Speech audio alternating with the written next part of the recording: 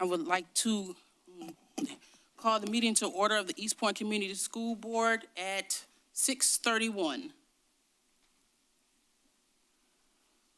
Okay, and the first thing on our agenda is the oath of office for our new school board member, Mr. Ian McCain. Can you join me down here?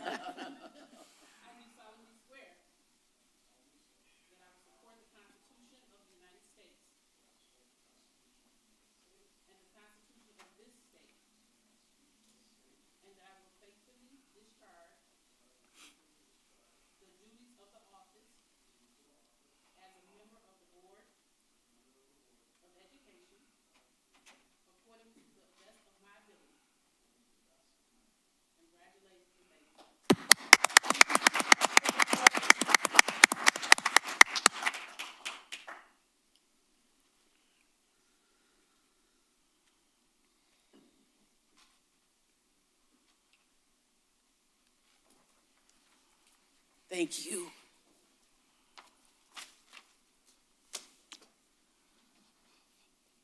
Okay.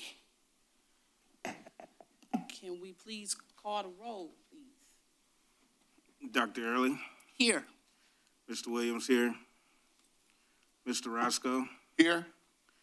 Mrs. Richardson, Present. Mrs. Chopra, Here. Mrs. Whitby, Here. and Mr. McCain. Here. All right. With 7 present, can we please do the Pledge of Allegiance? I pledge allegiance to the flag of the United States of America and to the republic for which it stands, one nation, under God, indivisible, with liberty and justice for all. Thank you.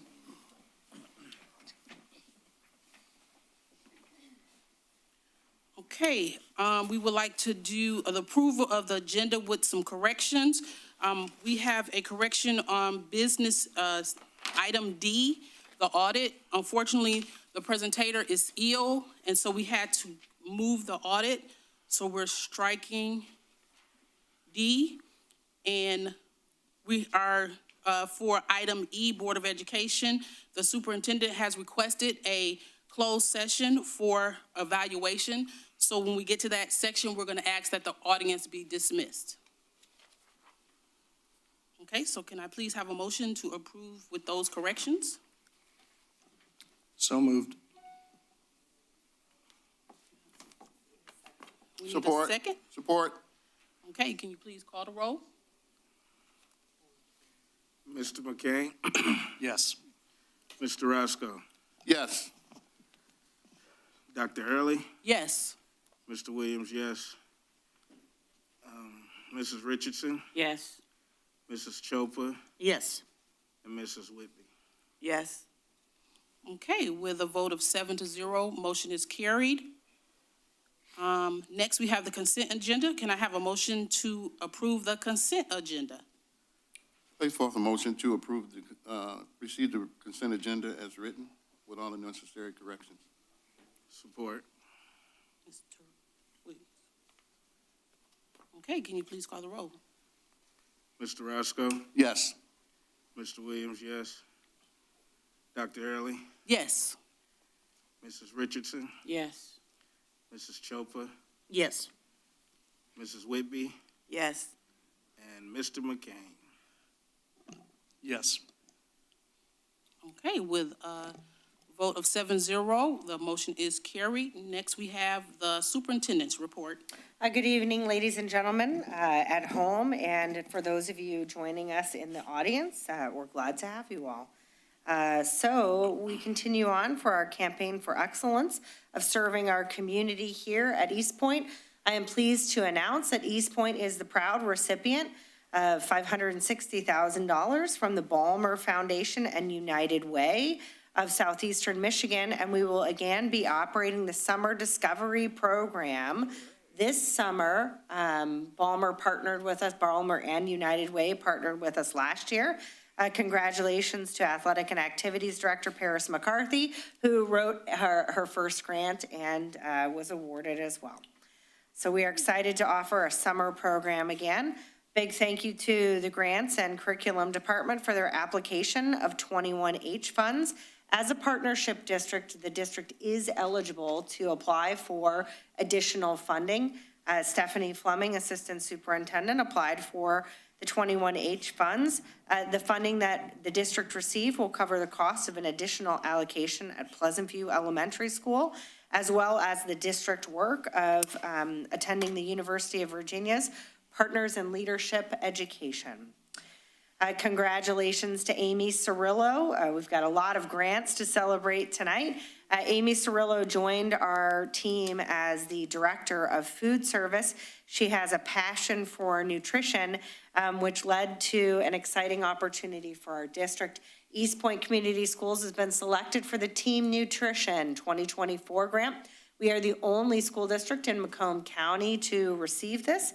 And Amy's passion for nutrition and healthy foods is what brought this opportunity towards the district. So thank you, Amy Cirillo, for her dedication. Amy makes salads fun, and I don't know how she does it, but I go, I go to the middle school and I see middle school kids eating salads and talking about how they like everything. So that's kudos to Amy and all of the amazing Local 120 staff who are part of our fantastic food service department. Congratulations to Jayla Davis and Anaya Richburg. They were recognized Friday morning at the Macomb Career and Technical Education Administrator Association Annual Awards Breakfast.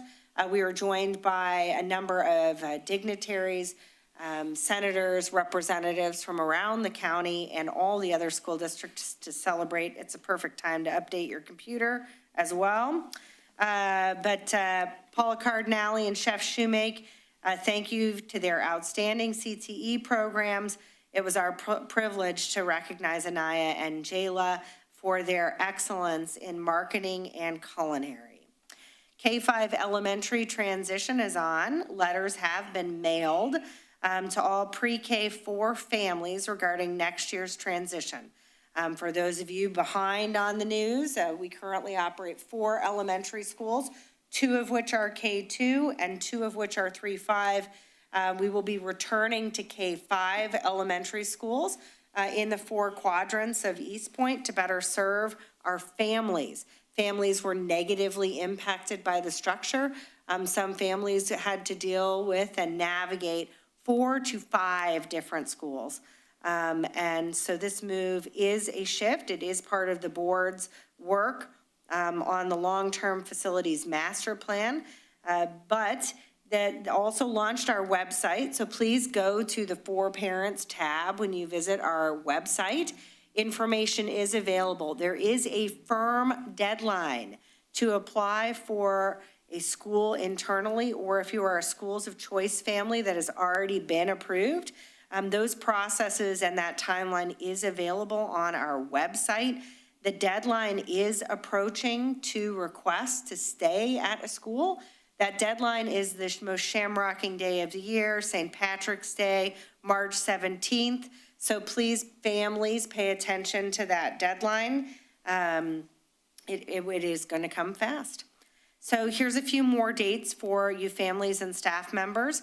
February 28th is our anticipated date that a staffing interest survey would be sent to all K-5 employees to determine preferred placement. Some people have been teaching 3rd grade their whole life, and they might want to stay at their school, but not everybody will get the staffing assignment that they want or desire. We hope to do that. Some people, if they'd like to stay at their school, may have to teach a different grade level. So we will be surveying our staff and getting information from them about their placement. March 13th and 14th, we will have a district-wide kindergarten roundup at the Early Learning Center. Those times have yet to be determined, but we do know it will be centralized and will be at the ELC. Families with children turning 5 on or before September 1st would be eligible to enroll in kindergarten. And again, that deadline for in-district transfer applications is March 17th, as well as the deadline for current schools of choice families to submit school preference for fall. Again, that is for already approved schools of choice families. Spring 2025, you can expect to see our 4 elementary schools having open house events to welcome all of the families to the schools. Again, those letters should be arriving, families, in your mailboxes this week. Congratulations to our varsity girls basketball team. They have secured the MAC bronze title on Friday with a 64-23 win over New Haven. The girls improved to a 10-5 and are on a 9-game winning streak. Congratulations to those Lady Shamrocks. Upcoming events, tomorrow or Wednesday is our winter count day. February, so it's Monday and Tuesday, we will be on midwinter break. March 24th through the 28th is the spring break. And please don't forget to check our website and follow our @Shamrock Country social media for those latest updates on athletic events and activities. This concludes the superintendent's report this evening. Thank you. And now we'll have our hearing of the public. Please, when you come up to mic, please state your name, and you have 3 minutes to speak. Is there anybody who wishes to be heard? Yes, sir.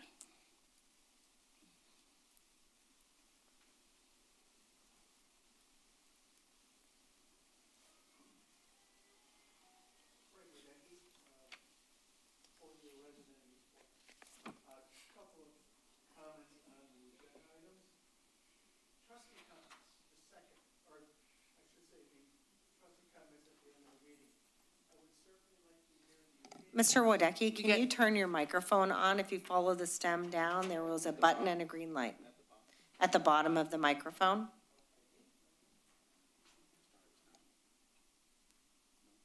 Thank you, Dan. I always thought I spoke loud enough, but I guess not. Trustee comments. I understand that after every agenda item, you guys talk about how you voted and what decisions you made, et cetera, but I think the nice part about the trustee comments is it tells people, like you had a luncheon last week that was given by the culinary department that we saw on Facebook, but not everybody looks at Facebook. Things like that. You went to a basketball game. You attended a PTO meeting. You met with a principal. You walked the grounds. You're happy with the results of tests. Things of that nature. People like to hear that. And I think the trustee comments is a perfect avenue to do that. So I would hope you would consider reinstating that. Second hearing of the public. The public comments on items during the meeting that are either voted, discussed, adopted by the board. People have comments about it, but to the people coming up here to talk about that, it's a two-way street. Just because someone didn't vote your way or didn't agree with an item you have, it shouldn't be an individual criticism. Keep it cordial, no individual criticism. It works a lot easier that way. And finally, welcome, Ian. Good luck. And staff concerns. I hope all will be addressed to the degree that there won't be any need for me to show up every meeting. Okay? Have a good evening. Thank you.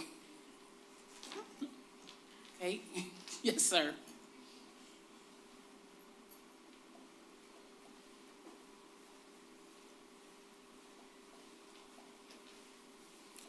How y'all doing? My name is Javon Love.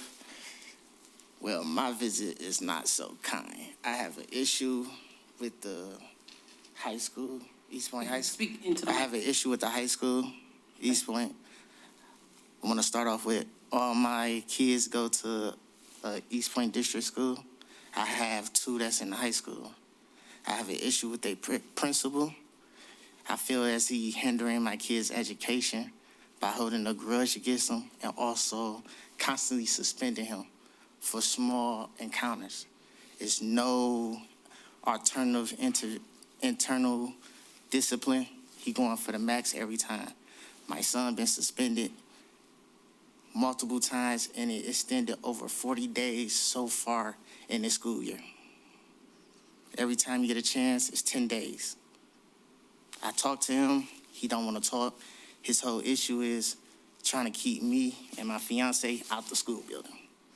Every time my son have an issue, he calls me. He doing this to me. Breaking my sleep, because I work at nights. I'm a truck driver, so I try to get my sleep. But when I come up there, every time I get his attitude, he didn't cuss her out, use profanity against my kids, against my family. I try to play it correctly. My kids tell my kids, avoid it, but he find his way to my kids. I didn't talk to the superintendent. I didn't talk to everybody I can. The officer there, Officer Prude, he didn't sit there, can't give me information because I guess everybody there is scared to say something about him. I had to go through lawyers and everything just to get here to know what I need to do. It's very upsetting because my daughter, she's in the 11th grade, Angel.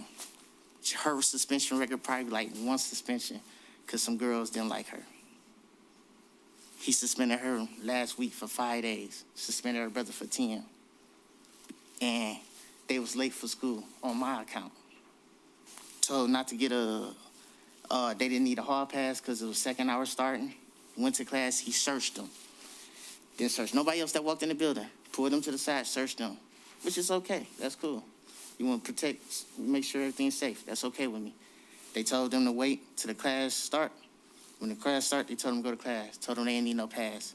He went into the class directly, pulled them out. You was late. But you knew that because you searched them. Got into my son's personal space, bumped him and everything. We had video You have footage. 15 seconds. We have video footage of it. I'm just trying to get a meeting to understand because my lawyer also said it's supposed to be alternative. I look into the student code of conduct. He pushing for the max every time. I'm looking for a meeting. Do I have to send it in writing? Okay, sir, your time is up. Do I have to send it in writing? You have to talk, you need to talk to administration, right? For a request. Okay, so we need to have you do a request through administration to make an appointment to talk to them. Because we up here can't tell you what to do from the seats. Okay, so I know my time is up. Just go to the administration and ask for a meeting, Yeah. a hearing, Yes. and who would that be meeting? Who I'll be meeting to? Superintendent who? Who would this We be? can follow up after this meeting, because we can't give you that information right now, but when we're done, we can do that, Okay, okay? well, thank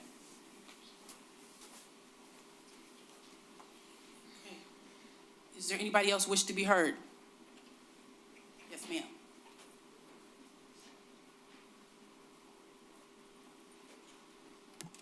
Hi, Jennifer Nicholas, East Point resident. You guys have a hard job. I'm telling you, it's difficult, with the school system and the way things are today. So again, I really commend all of you for your work. And congratulations, Ian. Good to see you up there. You guys had a whole bunch of really good candidates that you interviewed.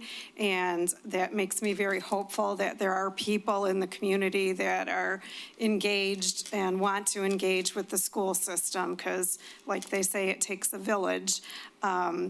The agenda items, adding back in the trustee comments, I think that's a great idea. I hope you guys go through with that because we love to hear from you, as much information as we can get. And also the second hearing of the public, because I think maybe you like to hear from us every once in a while too, and it just gives us another chance to maybe address things that we couldn't in the first 3-minute time limit. And the other question I had too is with the school board meetings, I don't think that they're posted on the City of East Point website. I know they're posted on your website, but would it be helpful to put it on the city's website or the city's Facebook page just to get people more aware? I mean, for myself, I had no idea that you all had school board meetings on a regular basis. So, that might be something helpful too, because as I've said, you all do a lot of good work, and I think that it would be good for more people in the community to see the work that you do. Thank you again, and hope you have a good evening. Thank you.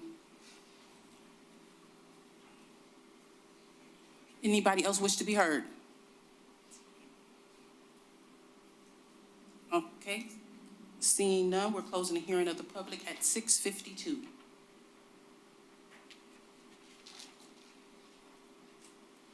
Okay, discussion actions number 9, the Human Resources Resolution Recommendation to adopt the resolution to authorize and give administration the ability to enter into a 2% retention bonus on MOU and contract addendums. Thank you so much, Board President. Well, good evening again. Our team has applied for and been given leniency in 31A funds. 31A is state-level funding that can now be used for retention bonuses. And a big thank you to Stephanie Fleming and Robert Carlesso for their work on it. But we were able to move a few line items to another grant that we received. We have enough funds to honor a 2% retention bonus to all teachers and paraprofessionals out of 31A funds. And then with our fund balance, we also have identified in general fund that we have enough money to extend that 2% bonus across the entire organization, including EduStaff contracts, non-affiliate contracts, administrators, Local 120 food service, and to our secretaries. So we come to you, the MOUs have been executed, and the contract addendums were provided to the board for their consideration. I'm here to answer any questions that the board might have. Questions? Seems pretty self-explanatory. Questions? I just wanted to thank you. Robert, Sorry. At what tier, or is everyone receiving 2%, on what tier are you starting? Everybody in the whole organization would have a 2% bonus. It would be based on the wages or the salary amount. For our hourly people, it would be based on wages earned throughout the course of the year. For those on salaried contracts, it would be 2% of the salaried contract, not including any supplementals or anything. This will be an off-schedule bonus, so it will be non-retirement eligible. Would it be just for this year? It will only be for this year. It is a model that the district began using. First initially in 21H funds, we incentivized teacher attendance. Then when the ESSER funds allowed for that retention bonus, we asked for that permission inside the ESSER funds. So this is a bonus structure that we have been doing for 4 years. We have found that there has been an impact on employees by offering this bonus. And it was important to us to honor all of our staff who commit to a full year of work. So you don't get the bonus unless you finish the school year. You have to stay for the entire year. You do get a prorated amount if you start late in the year, but if you leave before the end of the school year, you do not get a bonus.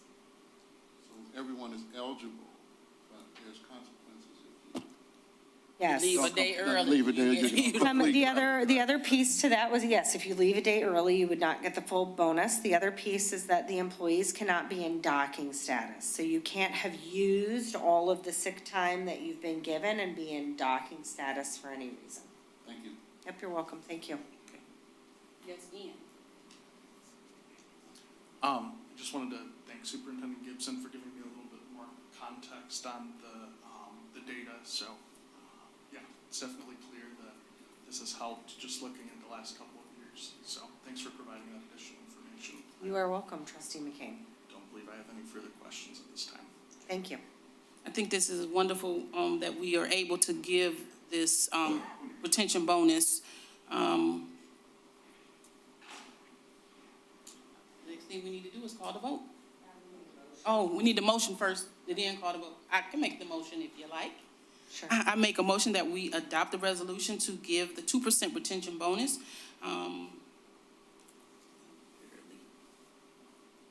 Support. Is there, oh, there you go, Mr. Williams, support. And now, can you call the roll, please? Dr. Early? Yes. Mr. Williams, yes. Mr. Roscoe? Yes. Mrs. Richardson? Yes. Mrs. Chopa? Yes? Mrs. Whitby? Yes. And Mr. McCain? Yes. Okay, with a vote of 7-0, motion carried. Okay, our next item is curriculum, or overnight field trip for our CTE program for high school, Michigan Pro Start Invitational. Good evening, Board of Education and Community. We do have 8 high school students this year that have been invited to compete in the Michigan Pro Start statewide competition in Battle Creek, Michigan, at the Doubletree by Hilton Hotel. So they will be competing March 9th through 11th. This is an exciting opportunity for our culinary arts CTE program students. Because of the distance and the length of the competition, we are seeking to allow them to stay overnight. They will be accompanied by their teacher, Chef Schumaki, and additional chaperones to meet the approved ratio. All documentation has been completed accurately, so at this time, we're seeking board approval for these students to attend this competition. They went to the competition last year, They did. and they did fabulous. Fantastic. So this is Yes. a great opportunity for them. Okay, do we have any questions? No questions? So can we have a motion to approve the overnight field trip request? I make a motion to approve the overnight field trip request. Support. Okay, can you please call the vote? Ms. Chopa? Yes? Mr. Roscoe? Yes. Dr. Early? Yes. Mr. Williams, yes. Mrs. Richardson? Yes. Mrs. Whitby? Yes. And Mr. McCain? Yes. Okay, with a vote of 7-0, motion is carried. Next, we have our bond technology improvement, wireless network, and fiber optics network upgrades. Good evening, Board. As part of our 10-year technology plan, Communications by Design, as well as myself, have identified some infrastructure items that we wanted to address in the first phase of our bond project. In the first phase of the bond project, we'd like to move forward with replacing the district Wi-Fi throughout the entire district. And we would also like to begin working on our network fiber optics throughout the district. The fiber optics are very old. They were installed before I came to the district in 2014. So it's time to do some maintenance on those, do some repairs, and make sure we're getting the appropriate amount of bandwidth we have available for the district. There's 2 awards that we'd like approval on tonight. One is for the Wi-Fi replacement project, and that's to Intercom Computers in the amount of $260,000, or sorry, $260,006. And for the fiber optics maintenance and repair, would be AMCOM in the amount of $227,948.83. Are there any questions that the board has for myself or Communications by Design? I tend to move a little slow, so you're going to have to break that down for me. Okay. All right. You mentioned Amcon, and what was the other one, sir? Technology? Intercom? Intercom technology. That's the one where you're going to, the schools will be closed, or you're going to do it while they're in school? This will take place while school is in session.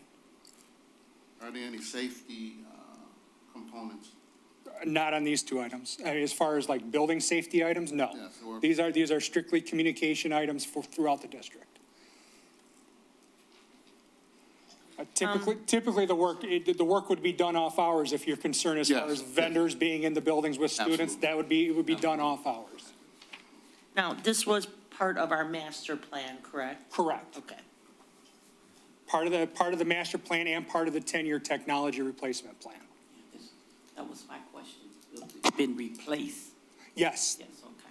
There's been a lot of changes in the technology since the initial install of the equipment. Again, that was prior to my arrival in the district. So there are new protocols, new bandwidth that's available, new frequencies. As our new devices come in, Chromebooks, laptops, it'd be nice to be able to utilize some of the newer technologies to improve speed, connection, trustworthiness. I know Ms. Gibson had a trouble this morning connecting to couple access points, just to eliminate some of those problems. Will there, She's not the only one. I have it too. when they work at night, when it comes back up in the morning, are they gonna still be on the same Wi-Fi network every day until the job is done, or will they be switched to the new one? It'll be a graceful cutover, and we can do that by keeping SIDs the same and passwords the same that are sent out to the devices as to how to authenticate. So the impact to the students wouldn't even be noticeable, other than they'd have better service. Okay, and then,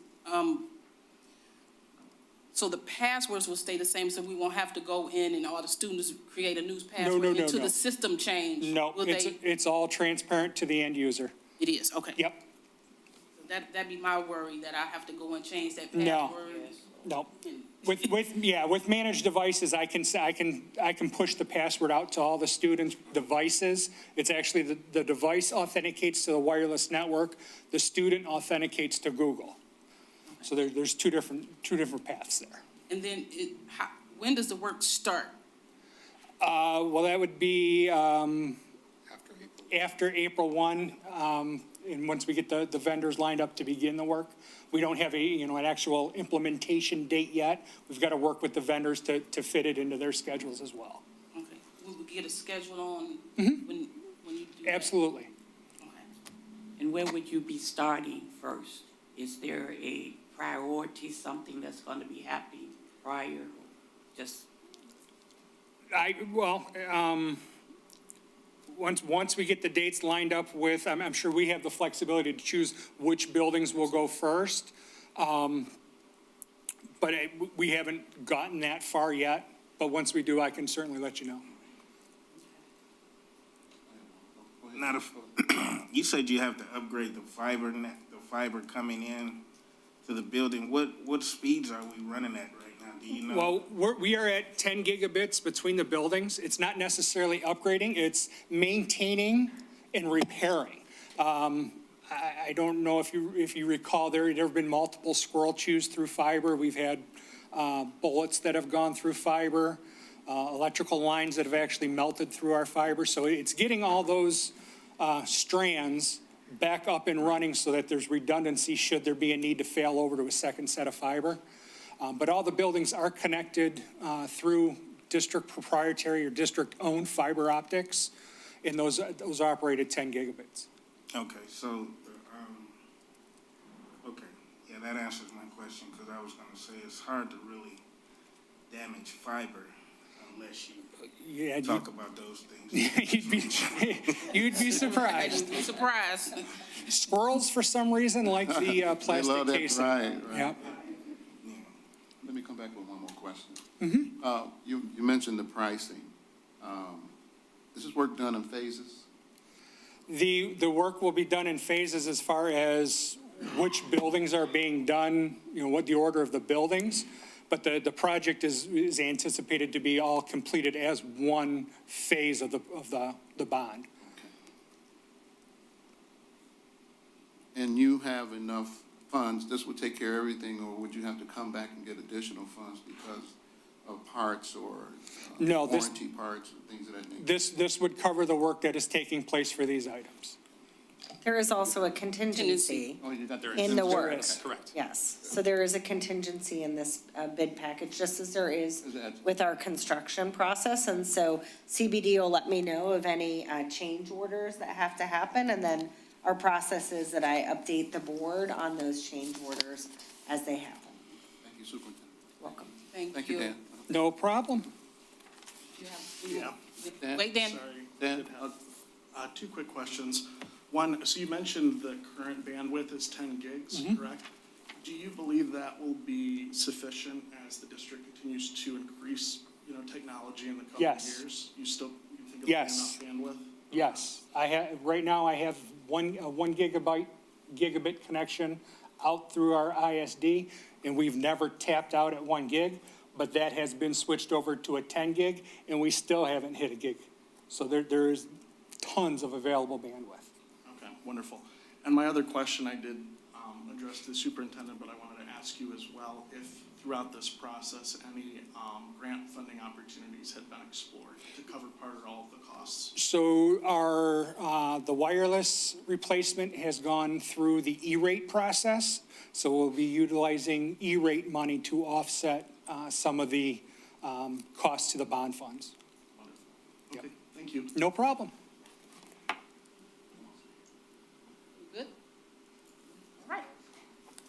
All right, we need to make a motion to approve the bond technology improvements. Place I for, make- go ahead, Ed. Make a motion to accept the request to improve the bond width and the fiber optic network upgrades. Support. Okay, good. A motion to accept in a second. Can you call the roll, please? Mr. Williams, yes. Mr. Roscoe? Yes. Dr. Early? Yes. Mrs. Richardson? Yes. Mrs. Chopa? Yes. Mrs. Whitby? Yes. And Mr. McCain? Yes. Okay, with a vote of 7-0, motion's carried. Next item is Board of Education, action item, board consideration of trustee comments. Do we have any comments? Okay. Yes, I have comments. When I first got on the board, I did not understand what it was for, and so I never, had anything to really say to support. But once staying there, I began to understand that this is a part that we can talk and say things that we have heard or things we had done. And it got to the point where when it was stopped, then I understood. But now I really think that it's important that we have an opportunity to talk to the people of East Point or say things that we need to discuss openly so that the people will understand or know what's going on. Like the gentleman that came in today, this is some of the things that's happening and people are asking on the outside. So we need to make sure that we're covering things that we're hearing so that the people know that everything is up and up.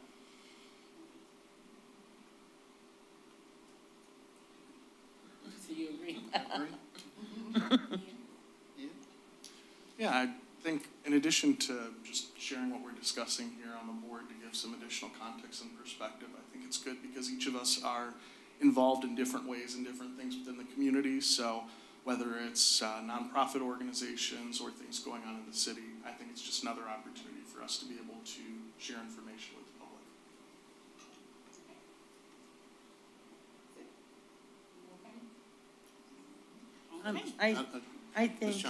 I think if I'm basing this on city council, but if I'm correct, this would be a good opportunity to address something that somebody said at hearing of the public even. Like, just give them a little grain of where to go to find the information or whatever, if one of us knows that.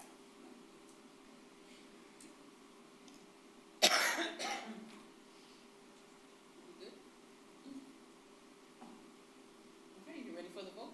I'm ready for the vote. Okay, I make a motion that we approve the action item board consideration of trustee comments. Support. And you said support. Addie.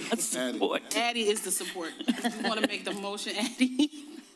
I thought you made You just made the motion. I made the motion, no, I'm just saying, did you want to make the motion? Okay. Okay, Mr. Williams, can you call the roll? Okay, Dr. Early? Yes. Mrs. Richardson? Yes. Mr. Williams? Yes. Mr. Roscoe? Yes. Ms. Chopa? Yes. Ms. Whitby? Yes. And Mr. McCain? Yes. Okay, with a vote of 7-0, the motion is approved. Okay, Okay, next is action item board consideration, second hearing of the public. I need to say something about this, or can I say it? Or do we need a discussion act? And then the discussion. Then the discussion. Okay. Okay, so, can I have a motion for the action item board consideration, second hearing of the public? I'll make a motion. Support. You gotta finish the motion. Oh, I make a motion, for board consideration, second hearing of the public. Support. Okay, and now it's time for discussion. Okay, I want to say a couple of things about this. The public hearings are, by law, we have to have at least one. So it is not required that we have two. If we vote yes to bring that back, the very first time, the first hearing of the public must be agenda items only, not just free will to talk. It has to be agenda items only. And then that second one would be anything else. Be open comment. So that's something that we have to consider. Right now, with the one hearing of the public, you can talk about the motion items and whatever you want, but if you say yes to that hearing of the public, it would have to be, first one must be agenda items only, second one would be with the public at will. Is that the way it's set up to Yes. be? Yes. So if someone comes in and has something to say that's not pertaining to the agenda, they have to hold on until To the second hearing of the public. hearing of the public? Yes.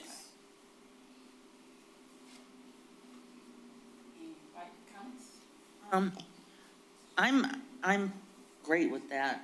I actually am getting a lot of feedback from people who watch our meetings, and they think it would be beneficial for us to have one at the end. Even if we only had one, they believe it should be at the end, because then people in the audience can hear what we're talking about. Instead of waiting until the next week, they could address it today, you know. So that could be an option, that we have one and just move it on the agenda down. Because I agree also with it, because not only hearing others say that, but when we are asking East Point residents and everyone to go in with bond money and all of this stuff, we ought to make it so that they'll be able to be a part of it. And if we don't have anything to hide, then they should be able to come and speak on behalf, because this is a board meeting and we listen to other people. And I don't think it's fair. We got to it's gonna be some that's gonna come in with some other stuff, but we gotta pull on our big pants and be able to do as we do now. Just listen. But I believe that there are those that are concerned and care about this district, and we ought to be able to contend with them that we're here. We're here to hear the people, because other than that, you asking us for money when time comes, but then we can't have anything to say. And I'm speaking as a person at East Point. Well, I don't think that the two hearing of the public stop a person or help a person if they have a concern. If you have a concern and you're allowed to speak, then that's when you voice your concern. So if it's one hearing of the public and we move it to the end of the meeting, as opposed to having two, you still can only voice your concerns at the second hearing of the public. So that's the option. I think if we move the first hearing of the public towards the end of the meeting, that would give the public a chance to voice their concerns on the agenda items and whatever else they have to have an opinion on. So. But that's the main point we're saying, because everybody doesn't have the same time frame. They can't rewind it, on a video or something, but if they can come and be here at that time, then I'm thinking about that. It might not be a point where they're coming now, but I mean, in the summertime, and if we open it up, they might be able to come in that evening time, that last hearing. So I'm not saying not to, I'm just saying whenever, however it works, the board works, whatever you said, it works. Items on the agenda at the beginning, and then if you have something that is that urgent and need to be said, you can hang in there until the last part.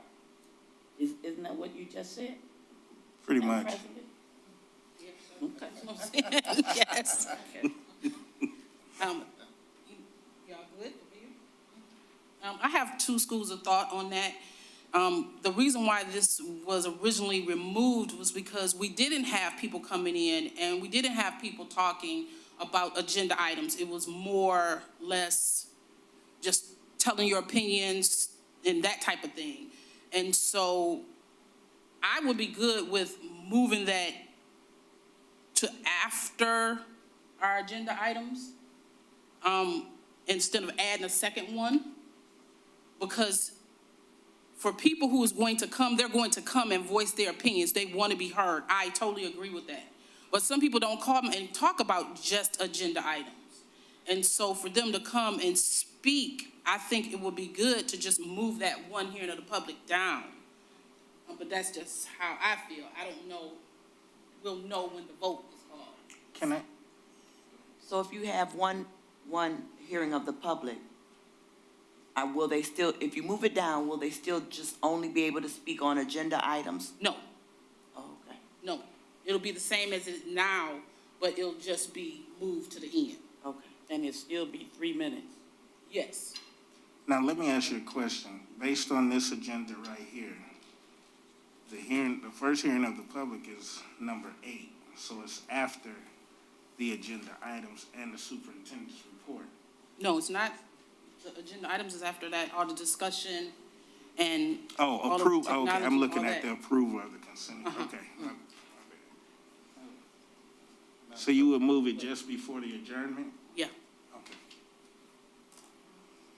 Madam President, would it be necessary to, once you start a hearing of the public, you open up and give the rules? Say it again? The rules of speaking. Yeah. At that particular time, you can go and tell them that this part is for speaking openly and this part is agenda. Yes. And now they know the rules, and so they'll speak and act accordingly to what you just told them. Oh, yeah, yeah. But that's if we have two. That's That's if if we have yeah, two. that's what he's asking. Yeah, We have if two. we have. I still think we should offer to. I don't think a lot of people will speak at the first one if it's strictly, but I think we should at least give them the opportunity. And I think it'll go pretty fast, you know, and then let them talk about whatever at the end. Because it wouldn't be a hard rule. You just- Yeah, that is a hard rule. You That's a have hard to- rule? Yeah, Okay. because remember, we just heard about that this week. That is what that's for. The agenda items first. And because by law, you only need one. All right, is everybody ready for the vote? Yeah, there's a motion down here. Yeah, sorry. So I would also be in favor of the two. I think anytime we can increase the opportunities for the community to engage with the board and the district, we should do that, even if it's just a few extra minutes during our meetings. So I think it's a small way that we can add and continue to, just increase our engagement with the public. And just as a case study, the way that the Recreation Authority does it is they have the two hearings of the public with agenda items only and then the general one after. And it works well for that board. So just as an example of an org that is using that particular structure in the community. So then, I was gonna say something, I'll wait until here. Is there any other?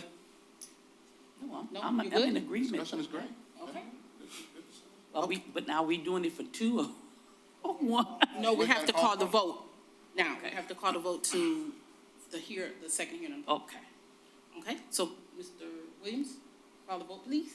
Was there, Call the vote, Ms. Chopper. I missed it. Where you been? Ms. Chopper made the motion and Ian seconded to add the second hearing of the public. Okay, Ms. Chopper, Yes. Mr. McCain, Yes. Dr. Early, No. Mr. Williams, yes. Mr. Roscoe, Yes.